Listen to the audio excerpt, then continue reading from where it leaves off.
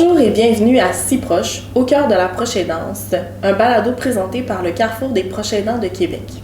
Ce balado aborde plusieurs sujets concernant la proche aidance. Aujourd'hui, dans l'épisode Trouver sa paix après la perte, nous parlerons de deuil.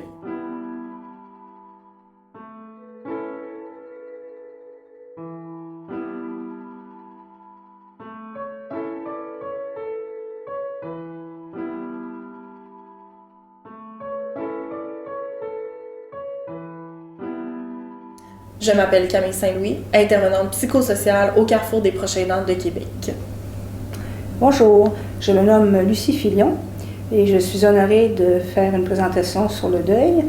Le travail que je fais au Carrefour des proches aidants de Québec depuis 7 ans. Alors, j'anime des groupes de base. Je fais depuis une année le groupe Domicile Transition Hébergement. Et aussi, en fait, le volet psychosocial qui a été développé il y a plusieurs années. Et une expérience que j'ai, que je ne fais pas par contre au Carrefour, mais que j'ai en dehors des compétences que j'ai au Carrefour, j'ai animé des groupes de deuil pendant plusieurs années. J'ai écrit aussi beaucoup sur le deuil et j'ai les formations je ne suis pas un travailleur social. On m'a engagée parce qu'en fait, qu'avec la connaissance approche terrain que j'ai par rapport à la proche aidance. Et j'ai des formations qui sont tout de même proches, mais j'ai été proche aidant moi-même. Donc, comme j'ai été dans le domaine de l'enseignement avec des formations, par exemple, en philosophie, en théologie et en musique, et une formation sur le temps en travail social, donc je peux monter des programmes, des formations parce que je connais bien le sujet. Merci, Lucie. Merci. Donc, pour débuter justement ce balado, cet épisode-ci sur le deuil, on parle souvent d'étapes du deuil. Pourrais-tu m'en parler un peu plus? Oui. Donc, si on regarde un petit peu, il y a on les qualifie de 7, mais je ne parlais pas des 7 temps de deuil, mais tout de même les nommer pour finalement les cadrer un petit peu, synthétiser avec des phases. Bon, il y a le déni, il y a la peine, la colère, la culpabilité, la désorganisation, la crise d'identité, la réorganisation, la nouvelle orientation, l'accueil de l'héritage de séparer une personne, le rituel à symboliser par des moments importants, bon, etc. Pour en nommer, il y en a, grosso modo, quand on regarde des écrits, là, on les cadre on en nomme 7. Okay? Mm-hmm. Donc, quand il y a un deuil, c'est certain qu'il y a un attachement. Okay? S'il n'y a pas d'attachement, c'est qu'il n'y a pas de deuil. Donc, et c'est le degré d'attachement à la personne disparue qui entre surtout en jeu. Donc, pour le proche aidant, c'est une maladie. Donc, dans ce qu'on voit avec les proches aidants, ça peut être des pertes soudaines, mais c'est plus rare. C'est plutôt des longues périodes où il accompagne quelqu'un. Ça peut être des courtes périodes, mais c'est une maladie intense. Donc, une maladie intense, c'est pas facile non plus. C'est avec ce que ça veut dire la proche aidance. Mm-hmm. La première phase que je dirais, c'est la protestation. Okay? On fait un choc. On est dans la négation. Et la première tâche à accomplir, c'est de reconnaître la réalité de la perte et de reconnaître comme elle est définitive. Ça, c'est la première phase. La deuxième phase, je vais donner un exemple, en fin de compte, plutôt avant, je m'excuse, par rapport à la protestation. Alors, dire que son époux est décédé, on peut le dire, disons, en fin de compte, au niveau, je dirais, intellectuel, mais ça n'a pas passé au niveau du cœur. Okay? Il faut réaliser que c'est définitif, donc il faut que ça passe au niveau du cœur. Okay? Donc, ça passe par mon affectivité. Donc, il faut démêler les choses. Et maintenant, en fin de compte, dans les maladies longues, évidemment, on était un proche aidant collé sur une réalité très longtemps. Et c'est une période, finalement, qui est très, très, comme je le dis, très intense. Hein? Donc, ça prend toute la place souvent dans notre vie. La seconde phase est cruciale, c'est la période de désorganisation. Nous entrons dans la difficulté, dans la souffrance du détachement, et nous nous sentons très désorganisés, non fonctionnels, je dirais même perdus, abattus, on ne se comprend plus, pas fonctionnels dans la journée. J'ai pas été capable de faire finalement ma vaisselle, quoi que ce soit. C'est vraiment là, on carbure à la minute, je dirais, pour donner un exemple. C'est ça. Et en fait, c'est pour la question du travail, c'est d'exprimer d'une façon ou d'une autre que nous voulons revivre après l'épreuve et de résoudre notre deuil, de vouloir passer par là. Okay? Même si le mot, je vais parler tantôt le mot souffrance, on aime peut-être moins le mot souffrance aujourd'hui, mais ça veut dire ce que ça veut dire avec l'idée d'une difficulté même qui est importante. Okay? Alors, ceux qui ne sont pour exprimer son deuil, okay? Bon, on verra tout à l'heure par un groupe de deuil, par exemple, c'est très aidant, mais si on n'exprime pas son deuil, il reste imprimé. Ça, c'est important de retenir. Et le deuil, un deuil qui est irrésolu, qui n'est pas réglé, c'est très horrible, c'est très destructeur pour toute une vie. Ça, c'est la deuxième tâche pour la concrétisation, c'est de vivre la douleur engendrée par la perte, à exprimer les émotions et ses sentiments qui y sont reliés. Alors, c'est très important, la deuxième étape, de passer par là. Okay. Maintenant, la troisième étape, c'est de vivre le quotidien en l'absence du défunt. C'est sûr qu'on le vit depuis le début, mais là, c'est qu'on réalise plus qu'il n'est plus là. Okay? Et finalement, c'est d'essayer de développer des nouvelles habilités. Donc, c'est de la phase qu'on appelle de l'incubation. Et c'est de s'adapter à l'absence de préparation à la nouvelle réalité. Hein? On est comme complètement déphasé. On était proche aidant, on nous a fait jouer un rôle, puis là, tout d'un coup, on sort de ce rôle-là. C'est très déstabilisant. Très déstabilisant. Alors, on refait une relecture de notre relation. On commence à dire qu'est-ce que c'était, qu'est-ce qu'on a vécu. On voit un petit peu plus clair. Et en fait, c'est une phase de réorganisation plus complète. Okay. Maintenant, la quatrième tâche, c'est de réinvestir son énergie dans les nouveaux attachements et des nouveaux projets. Donc, des nouvelles relations, être créatif, c'est une période de résolution de beaucoup de difficultés, de problèmes, surmonter toute cette montagne-là. Hein, on s'en va dans le creux de la montagne. Les images, je vois, qu'on voit sur le deuil, c'est qu'on voit une montagne, finalement, qu'on s'en va dans le bas, puis après ça, on va remonter. On est dans le creux, on est dans le fond. Donc, un proche aidant, souvent quand on va pour les services funéraires, par exemple, qui nous voient arriver, les proches aidants, puis qu'on le dit, les endeuillés perpétuels. On est dans le deuil perpétuel. Moi, c'est ce que je dis à des personnes, même dans le groupe de deuil, qu'on est dans le groupe, on est dans le deuil perpétuel. On doit toujours faire face des changements avec notre proche aidant, avec notre aidé comme proche aidant. Et le décès, c'est une autre étape. C'est la dernière étape. Le vécu du deuil, c'est d'abord un vécu physique, où le corps parle et hurle. C'est aussi un état psychologique qui effraie par son intensité, flot d'émotions et de pensées. Et la troisième chose, c'est un événement social et relationnel qui remet profondément en question le rapport avec soi-même et avec autrui. Donc ça, c'est pour la première question que vous m'avez posée, madame. Parfait, merci. Justement, on parlait un peu des émotions toutes vécues, mais je vais recommencer, j'ai replacé mes cheveux sans nos dossiers. Là, tu continues, mais tu vas couper ça. Non, en fait, j'ai fait une joke, j'aurais pas dû parce que j'ai dit madame, j'aurais dû t'appeler. Non, mais j'ai dit ça. Je sais pas si ça fait, ça va sonner même amusant. Ben, je me voulais amusante, mais c'est pas ça pour tout. C'est parce que je fais des jokes des fois, là, tu comprends? C'est bien correct. Moi, je suis pas... Non, mais tu comprends, j'ai dit ça de même, tu sais, j'aurais dit Camille, mais regarde, madame. J'aurais dit ça, madame, c'est ça. Madame Camille. Madame Saint-Louis. Je vais t'appeler Madame Pilion. C'est ça, oui.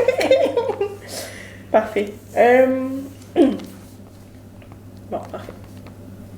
Merci. Dans le fond, là, tu nous parles aussi de beaucoup d'émotions que les gens peuvent vivre à travers ce deuil-là. Oui. Mais c'est quoi qu'on ressent après la perte d'un être cher quand on a vécu longtemps cette période de proche aidance-là? Alors, on est enfermé dans un rôle de proche aidant pendant des années.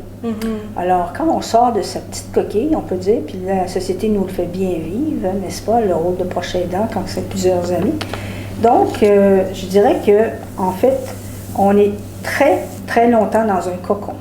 Et l'image qui ressort, c'est que je donnerais, c'est comme un nœud, des nœuds de corde, une corde qui est tout emmêlée. Okay? On ne sait plus ce qu'on s'en va là. Okay? Ou encore, tu as un bijou qui est tout emmêlé. Puis avant de sortir de ça, ça prend du temps de trouver le filon. C'est des images que je donne pour comprendre. Okay? La quatrième chose, je dirais qu'on a une grande tristesse. On se sent encore coupable de « Ah, j'ai-tu assez fait? c'était un bon. Là, on revient, on ressort toutes sortes de choses dans sa tête. En fin de compte aussi, on est. Malgré la libération, oui, parce que c'est important de ça, malgré la libération qu'on a, OK, puis on ne peut pas se l'avouer, là. Ah non, je ne dirais pas ça. Il y a une libération, mais il y a une grande tristesse qui arrive en même temps. Parce que, bon, on peut se reposer. De façon de dire, on entre dans une autre étape, là, mais c'est long. La vie d'un proche aidant, ça peut être fort long. Hein? Il y en a qui vont vivre ça 20 ans de temps, là, puis accompagnent quelqu'un. Ils sont là au rendez-vous, hein, comme on dit, pendant 20 ans. Donc, c'est long. Et on a changé, et on a vieilli aussi. Et finalement, malgré cette libération qu'on a, OK, c'est tout de même déstabilisant. C'est envahissant, puis ça nécessite un temps d'arrêt. Très important pour se soigner, se guérir. Parce que finalement, la société, ça va vite. Nous, on est dans le deuil, mais les autres s'en vont après. Okay? Puis on entend des fois des phrases qui sont très blessantes. C'est pas parce que les gens sont blessants, mais ils ne mesurent pas. Ah, elle est forte, elle va s'en sortir. Ah, c'est une grâce, hein, il est parti, hein, c'était l'eau. Ils disent ça, mais c'est parce qu'ils ne savent pas quoi dire. Donc ça, c'est des clichés, mais en même temps, c'est très blessant pour le prochain. Ça catégorise un peu dans cette ambivalence-là que tu parles, cette dichotomie-là entre cette libération-là qu'on peut vivre, mais aussi la peine, la tristesse de perdre l'être cher, en fait. Oui, c'est ça. C'est ça. Oui, Okay. Tout à fait. En fait, c'est ça. C'est important c'est ça. C'est le temps de la reconstruction. C'est un temps de reconstruction. Et puis, bon, en fait, dans la vie, puis même faire le deuil de ce qu'on a vécu comme proche aidant, c'est que ça nous fait faire aussi un ménage, je dirais, dans notre propre vie de d'autres deuils. C'est ça. Qu'on ne soupçonnait pas, qu'on n'a jamais travaillé. Puis en fait, écoutez, ça fait pas longtemps, Camille, que les groupes de deuil existent, de façon, je disais, organisée. Dans le temps, c'était des grosses familles, puis... tu sais, finalement, dans le sens, la vie continuait, puis bon, on parlait pas de son deuil. C'est ça. C'était tabou un peu de parler de ça. Oui, j'ai vu des gens de 80 ans, 85 ans venir se faire aider pour dire que finalement, ça n'allait pas dans son couple. Monsieur, en fait, qu'on avait des problèmes d'alcool, puis il n'était pas du tout alcoolique. Son père s'était suicidé, puis la famille n'avait jamais admis ça. Donc, il ne savait pas pourquoi ça... Puis finalement, à 85 ans, je me souviens, il avait dit ça, il dit « Je viens ici pour me faire aider pour le deuil de mon père. » Ben, il y a des gens qui ont fait ça, je l'ai entendu ça dans des groupes. C'est quelque chose, hein? Ça reste longtemps. Oui, je pourrais donner, pour ça je dis qu'un deuil non exprimé reste imprimé. C'est bien dit. Oui. C'est vraiment bien dit. Oui.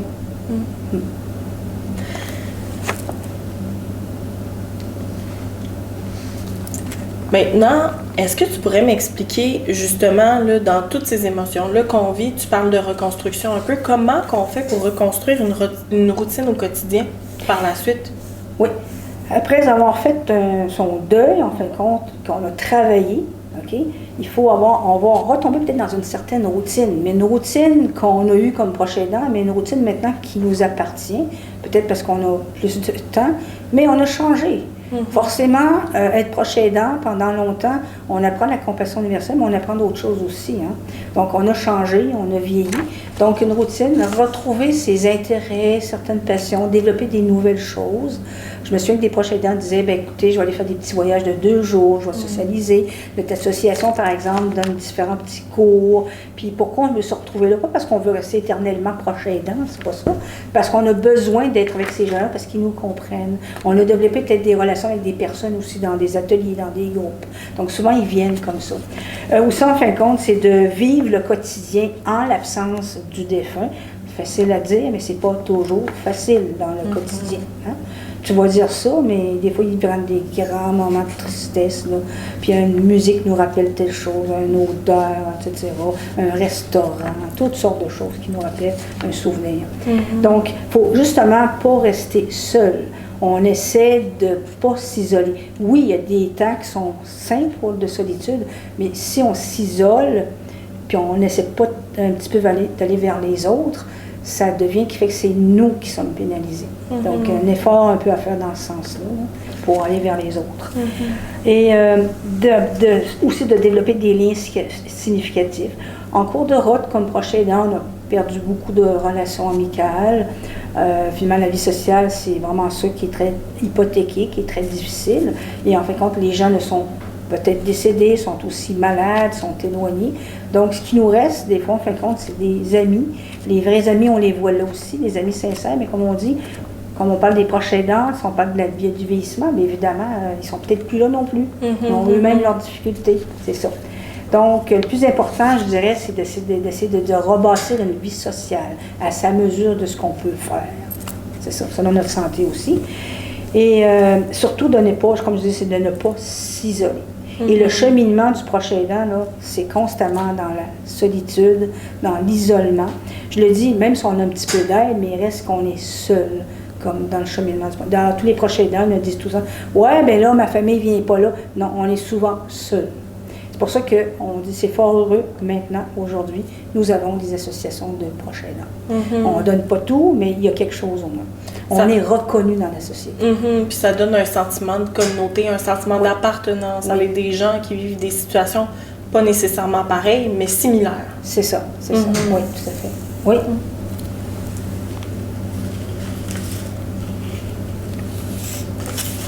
OK. Là, on est rendu sur notre question 4. On est rendu au rituel à travers le deuil. OK. Maintenant, pourrais-tu m'expliquer c'est quoi les rituels à travers le deuil? Comment ces rituels-là peuvent venir nous aider, en fait, à travers le deuil? Bon, je vais m'en tenir aux rituels d'une façon très, je dirais, classique, là, pour parler peut-être des groupes de soutien par la suite du deuil. Donc, évidemment, faire un deuil, on voit des fois dans des gens qui ont fait ça comme ça, il y a une certaine... Il y a des modes, hein, etc. C'est pas l'idée d'avoir un modèle. Alors, il y a des gens qui vont donner leur corps à la science, c'est correct, c'est ça qu'ils veulent. C'est pas parce qu'ils n'ont pas de sous qu'ils veulent pas se payer ça, c'est ça qu'ils veulent. Il y a des gens qui vont finalement faire le service funéraire des deux rives, ou n'importe quel, peu importe c'est où ils vont aller, ils vont faire ça d'une façon classique, avec quelqu'un qui fait une liturgie ou un ami qui prépare la célébration. Il y a beaucoup maintenant d'agents qui font ça. Et c'est important de vivre ce moment-là. Et maintenant, je pense qu'on ne le fait pas tout de suite après. On se laisse un certain temps. C'est-à-dire qu'on est dans le deuil, mais en même temps, on ne fait pas ça tout de suite après pour le vivre intensément. Donc souvent, ça se fait plus tard. Et c'est vraiment fait selon notre couleur, selon nos valeurs. Donc ça, c'est important de vivre ce moment-là parce que c'est le dernier adieu. C'est ça. Même si on dit en fait compte, ben, il y a un temps qui a passé, mais quand on est rendu là, c'est quelque chose de le vivre en fait compte en communauté. Si on a communauté dans le sens que c'est la famille, des amis. Okay? Donc ça, c'est important de vivre ça. Donc des gens aussi je donne d'autres exemples de ce qu'ils ont fait. J'ai déjà vu des gens qui lancent par exemple, des cendres. C'est correct, c'est ça le choix qu'ils ont fait. Mais moi, j'ai entendu des choses quand les gens ont fait ça, des fois ils vont dire mais ils veulent une trace à quelque part. C'est pas l'idée d'avoir une pierre tombale, c'est pas, mais en fin de compte, ils gardent des cendres, mais d'avoir une trace d'un nom de quelqu'un. Et on recherche toujours ça. Finalement, dans ça, souvent, les gens se sont rendus compte que c'est difficile. Je ne sais pas de juger les gens qui l'ont fait. Je dis bien que je vois ce que... Donc, l'important d'un rituel, même si les gens disent « Ah non, ça fait traditionnel. Bon, j'ai pas le temps pour ça. » Écoutez, j'ai vu dans les services funéraires, exemple, qui vont nous dire, qui nous expliquent écoute, les gens viennent, là, j'ai juste une heure à t'accorder, là, puis c'est pas plus que ça, il faut que je passe à d'autres choses. Mais un deuil, c'est pas comme ça que ça se règle, tu sais. Ça dépend de la relation que tu as avec la personne, mais en tout cas, quand tu arrives à des choses comme ça, c'est parce que je pense qu'ils rentreront pas dans leur deuil. Mais tu sais, on n'est pas là on est là pour les accompagner, là, mais il reste qu'il y a des décisions à prendre, même très simple, juste l'idée, qu'est-ce qu'on fait, tu sais, je veux dire, est-ce qu'on fait une cérémonie, est-ce qu'on n'en fait pas, est-ce qu'il y a une mise en terre, est-ce que on parle en fin de compte, bon, etc., tout ce qu'on offre aujourd'hui comme panoplie de services. Donc, les gens ont à choisir à travers tout ça. C'est ça. Ouais. Il y a des gens qui ne veulent pas se faire mettre dans le journal pour X raison. On respecte ce que sont les gens, on n'a pas à donner, mais il faut leur présenter. Là, je parle des services parce que j'ai vu comment ils fonctionnent, là. Mais c'est même important de vivre ce moment-là. Ben, c'est important pour des gens, mais je pense que la plupart des gens, c'est comme ça. Ouais. C'est comme si, de ce que je comprends en fait, c'est que chaque personne a son propre rituel, que ce soit plus traditionnel avec la cérémonie, les funérailles, que ce soit plus quelque chose de personnel, comme justement aller déposer des cendres en quelque part. Donc chaque personne vit ce deuil-là de façon différente en fait. C'est ça, puis il faut que finalement ça corresponde à ce qu'on veut vraiment. Alors, je donne un exemple. J'ai vu une personne, finalement, qui ne voulait pas, tu sais, dans son testament, mettons, qui était écrit « Je ne veux pas être exposé. Okay? C'est correct. OK? Encore là, je n'ai pas qualifié si c'est correct ou pas, mais c'est ce qu'il voulait. Okay? Mais en même temps, il faut juste se dire que la famille, si c'est pas ce qu'ils veulent, parce qu'ils ont besoin de voir le corps, par exemple, si évidemment, tu sais, il n'y a pas de décomposition, quelque part, il y a eu un gros accident, puis qu'on ne peut pas exposer, il y a des personnes qui ont besoin de voir le corps.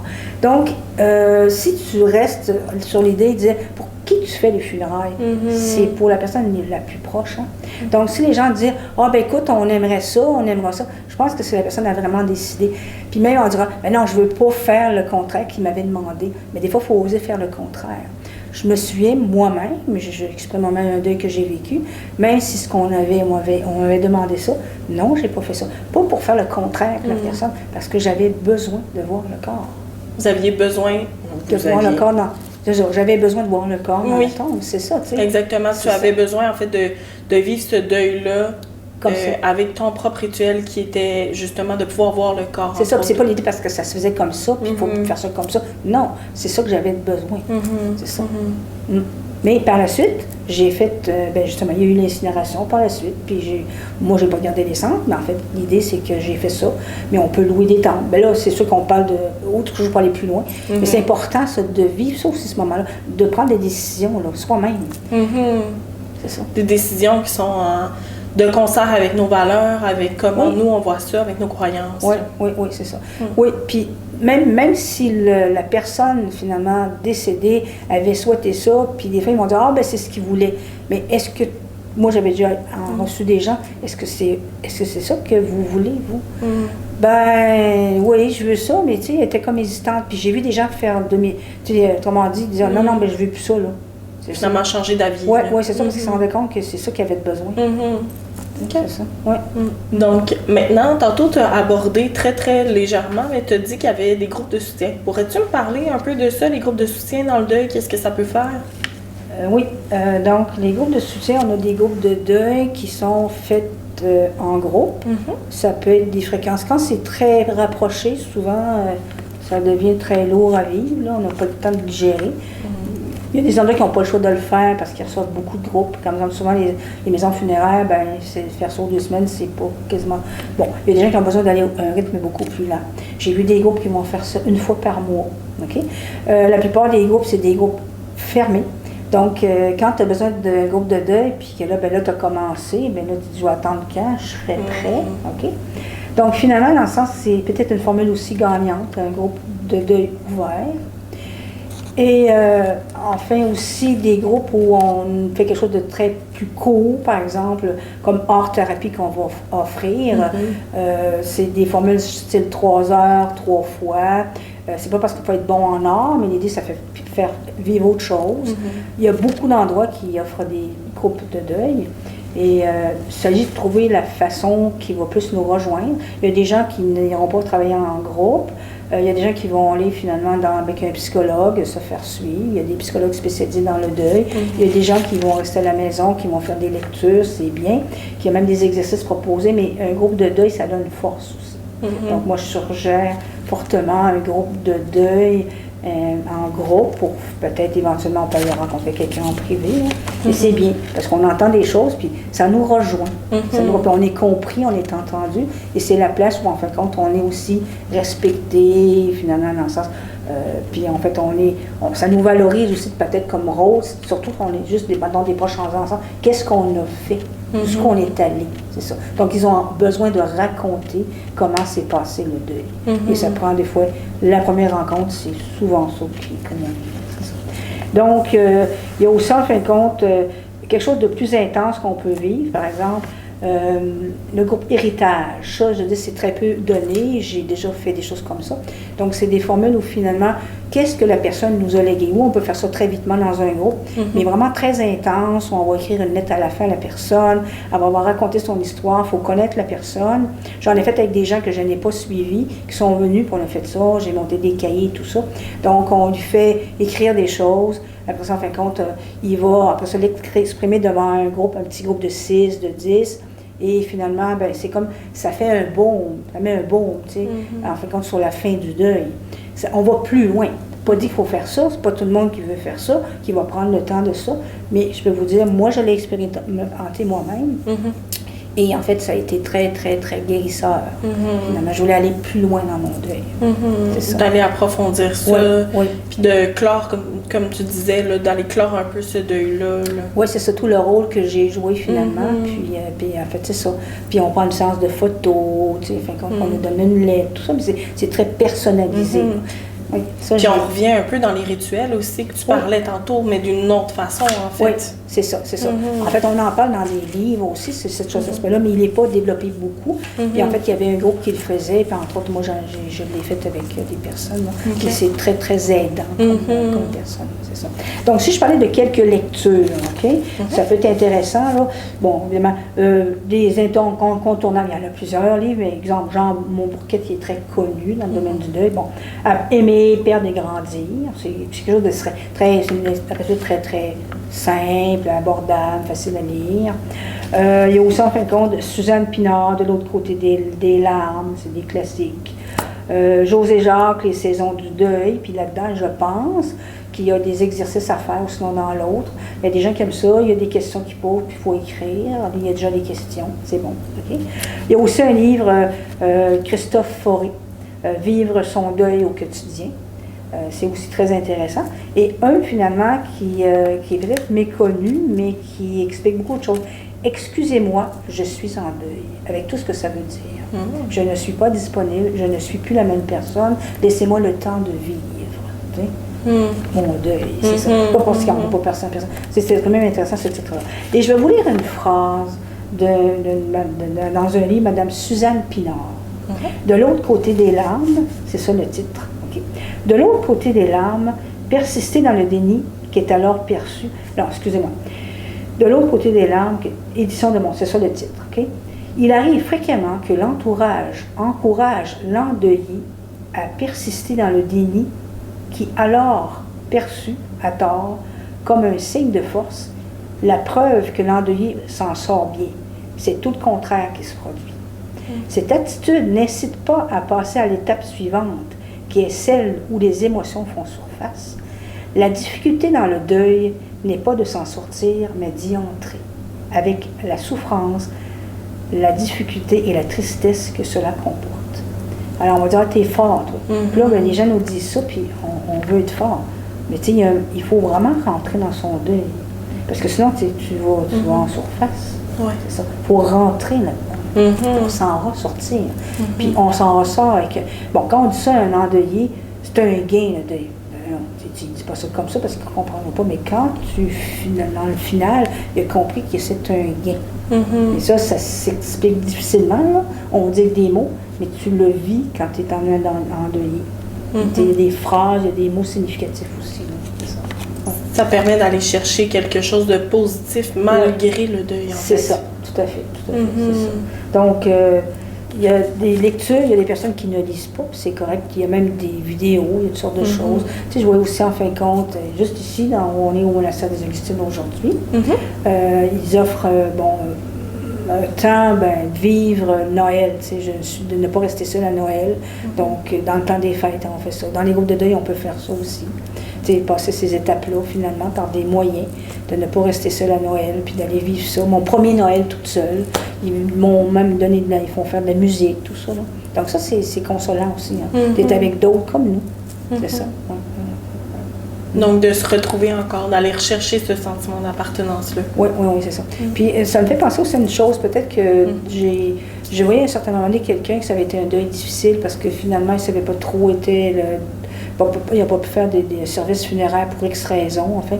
Puis, en fait, ce qu'elle a décidé, c'est d'aller... Vous savez, il y a Gilles Clège qui fait quelque chose avec des personnes qui sont, des itinérants, qui n'ont pas de famille, puis il fait un deuil collectif. Cette personne-là s'est testée avec eux autres, c'était pas un itinérant, pour vivre quelque chose de très neutre, OK? Pour dire, je vais aller vivre un deuil, moi aussi, avec ces gens-là. Donc, ça lui a fait du bien. Elle a cherché pour avoir un rituel.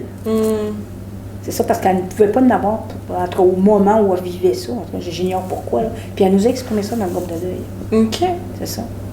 Ben, moi, à ce moment-là, je faisais de l'animation, là, puis elle nous disait ça. Donc, ça a tout un sens, hein, ça veut dire beaucoup. Hein. Oui, c'est intéressant. Oui, oui, c'est ça. Ouais. Avant qu'on se quitte, pourrais-tu me dire quelles sont les stratégies ou les trucs que tu donnes aux gens pour qu'ils puissent passer à travers leur deuil? Oui. Alors, c'est bien certain que de se précipiter pour aider un autre proche aidant, là, souvent, c'est ah, moi, j'aime ça, être proche aidant. J'ai fait ça tout longtemps. Puis là, ils cherchent, parce que là, ils n'ont plus de rôle. Puis là, ils cherchent à aider quelqu'un. Non, non, c'est pas le temps de ça, là, c'est le temps de se prendre soin de soi. Puis en même temps, je donne dans le sens qu'on peut avoir beaucoup de demandes aussi dans notre entourage. Elle est bonne, et on va lui demander qu'elle nous aide, t'sais. Mais c'est pas le moment, c'est ça. Donc, une personne fragilisée, ça demande beaucoup. Mais nous, quand on est dans le deuil, on est très dans le deuil. Hein? On est très vraiment fragilisé aussi, hein, d'une autre façon. Bon, c'est ça. Donc, c'est un temps bien investi si on entre, OK, dans son deuil, et ça va on va vraiment grandir là-dedans. Une perte, je le répète encore, une perte qui n'est pas exprimée va rester imprimée, vraiment. Puis c'est des années plus tard que ça nous rattrape. Donc, pour apprendre à s'accueillir, il faut apprendre à accueillir sa peine, à apprivoiser son deuil. Il faut s'écouter aussi intérieurement, c'est important, passer du temps avec nous-mêmes, parce que le deuil, ça fait partie de la vie. OK? Puis le deuil, c'est la vie. Donc, ce moment, c'est comme un oiseau. Le moment d'un deuil, c'est comme un oiseau qui perd ses plumes. Tu sais, il va s'en aller, il va peut-être piquer vers le bas. Mais je veux dire, peut-être il va l'empêcher, mais à un moment donné, il va reprendre ses plumes. C'est ça. On est comme dépouillé. On est très vulnérable. À ce moment-là. Oui. Mais nos plumes finissent par repousser, puis on peut reprendre notre envol. C'est ça. C'est ça. C'est une image qu'on peut donner. C'est OK. ça. Ouais. C'est une belle image. Oui. Oui. C'est une belle image, tu as fait, c'est ça. Ouais. Ouais.